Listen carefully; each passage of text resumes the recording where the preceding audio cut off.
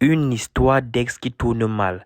En effet, cette fille appelée Aïcha emploie son ex à cause de la jalousie. Alors, vraiment, cette vidéo m'a vraiment tellement touché. Comment ils en sont arrivés là, ils s'en sont arrivés là. Donc, partagez la vidéo et donnez-moi vos avis en commentaire. Aïcha Souleymane porte sur elle la lourde charge d'avoir causé la mort de 5 personnes le même jour. Il s'agit de l'histoire du bouillon pimenté encore appelé pepper soup au Nigeria, cuisiné par une ex qui n'avait pas du tout digéré la rupture. Cette histoire fait actuellement la une des journaux au Nigeria. Ça vient nous rappeler à quel point il est dangereux de garder l'amitié avec un ex.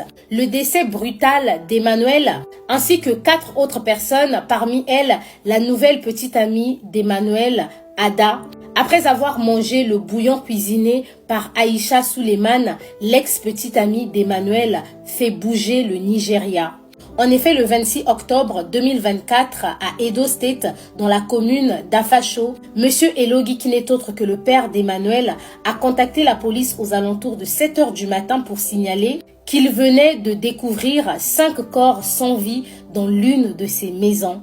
Mais je ne peux pas vous parler de la découverte des 5 corps sans pourtant évoquer le début de cette histoire qui n'est autre que la relation amoureuse entre Aïcha Souleymane et Emmanuel Elogi.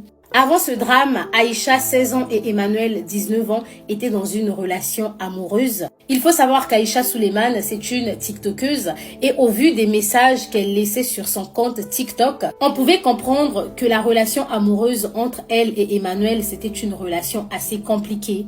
Lorsqu'une relation est trop compliquée, si vous ne vous séparez pas, la relation finit par devenir toxique. Et si vous prenez conscience du caractère toxique de votre relation, vous finissez par vous séparer. C'est dans ces circonstances-là qu'Aïcha et Emmanuel se sont séparés. Après la séparation, Aïcha et Emmanuel vont décider de garder l'amitié. Emmanuel, de son côté, va passer à autre chose et va entamer une nouvelle relation amoureuse avec Ada.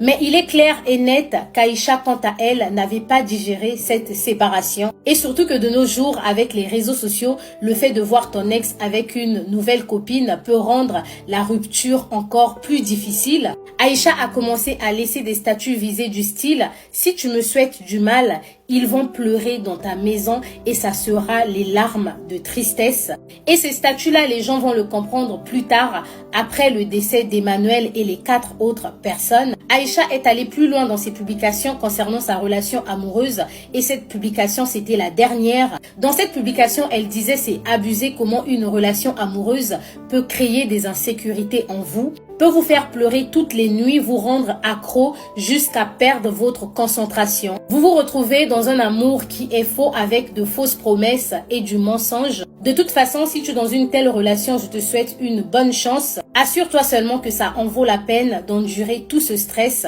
pour l'amour de ta vie. » Au vu de ces publications, on peut comprendre qu'Aïcha a du mal à avancer et elle a toujours les sentiments pour Emmanuel. Et lorsque Emmanuel va avoir un accident, étant donné que les deux avaient gardé l'amitié, au vu de cette situation, Aïcha va alors décider d'aller rendre visite à Emmanuel pour lui apporter son soutien. Et comme de coutume, on ne va pas rendre visite à un malade les mains vides.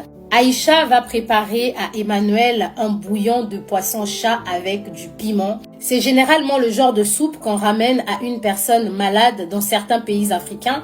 Vous savez que lorsqu'une personne sort de l'hôpital à cause des médicaments, la personne perd le goût. Donc un bouillon pimenté peut vraiment lui redonner l'appétit. Et même chez nous au Congo, on le fait. À la place du piment, on peut ajouter la mangue. Ce côté aigre de la mangue peut redonner le goût à la langue.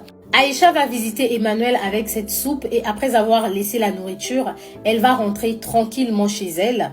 Tout juste après le départ d'Aïcha, Emmanuel va recevoir 4 autres personnes, parmi elles son frère Nouroudim, sa nouvelle petite amie Ada. Ces 2 amis qui sont également de la même famille, Samuel et Jeffrey Ayegwalo.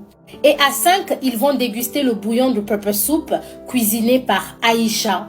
Je ne sais pas si Ada savait que c'était l'ex-copine qui avait cuisiné. Vous savez que les garçons ne disent pas souvent la vérité, donc c'est pas sûr qu'elle a été avertie. Il est clair qu'après avoir mangé, Ada n'est plus rentrée chez elle et les 3 autres garçons aussi ne sont pas rentrés étant donné que c'est le lendemain matin que le père va venir faire la découverte macabre. Le lendemain matin, le père d'Emmanuel, sachant que son fils était malade et venait de sortir de l'hôpital, va venir dans la maison d'Emmanuel qui sûrement se trouve dans la parcelle familiale pour vérifier et avoir des nouvelles de son fils. Et selon le communiqué officiel de la police d'Edo State, ouvrant la porte, il va tomber sur un premier corps, le corps de Nouroudim. Jusque-là, il ne comprend absolument rien. Arrivé au salon, il va tomber sur 2 autres corps, le corps de Samuel et le corps de Jeffrey. Il va continuer jusqu'à dans la chambre et sur le lit, il va voir le corps d'Emmanuel et Ada. Remarquant que les corps étaient inertes, il va appeler l'ambulance et ensuite contacter la police. Et une fois à l'hôpital, le décès d'Emmanuel et ses 4 autres camarades sera confirmé. Cette nouvelle va choquer la population et quelques membres du quartier et les membres de la famille vont aller à la recherche des réponses. Et c'est comme ça que les soupçons vont se diriger vers Aïcha. Le 29 octobre, la police d'Edo State va recevoir un appel comme quoi les membres du quartier sont en train de lyncher une fille qu'ils pensent être à l'origine du décès des 5 jeunes gens. La police va se mobiliser et va descendre sur place pour secourir Aïcha. La police sera alors informée concernant la soupe qu'Aïcha a eu à servir à Emmanuel la veille de son décès. La famille des victimes veut comprendre pourquoi la mort est survenue juste après avoir mangé la soupe d'Aïcha. La police, quant à elle, a ouvert une enquête et a interdit aux membres du quartier de se faire justice seuls. Aïcha, qui est actuellement accusée par les membres du quartier et la famille, se trouve en détention provisoire, non seulement pour sa protection, mais aussi pour aider la police à avancer dans les enquêtes. La police a promis aller jusqu'au terme des enquêtes pour déterminer l'origine du décès de ces 5 jeunes gens. Aïcha, quant à elle, continue à plaider non coupable. Elle a reconnu avoir cuisiné pour Emmanuel, mais elle a déclaré ne rien avoir mis à l'intérieur qui pourrait conduire à sa mort. Enfin, le 7 novembre, les membres du quartier ont eu à faire une marche de deuil, les bougies allumées en signe d'hommage pour les 5 disparus.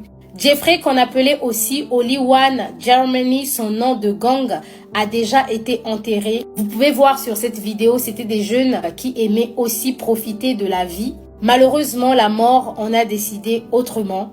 Pensez-vous qu'on accuse Aïcha à tort ou encore vous pensez comme les membres du quartier qu'Aïcha c'était une ex jalouse qui a voulu se venger? Dites-le moi en commentaire. Qu'à cela ne tienne, cette histoire vient nous rappeler que garder l'amitié ou encore construire une relation d'amitié avec un ex reste très dangereux. Sur ce, prenez soin de vous et surtout faites attention à vous.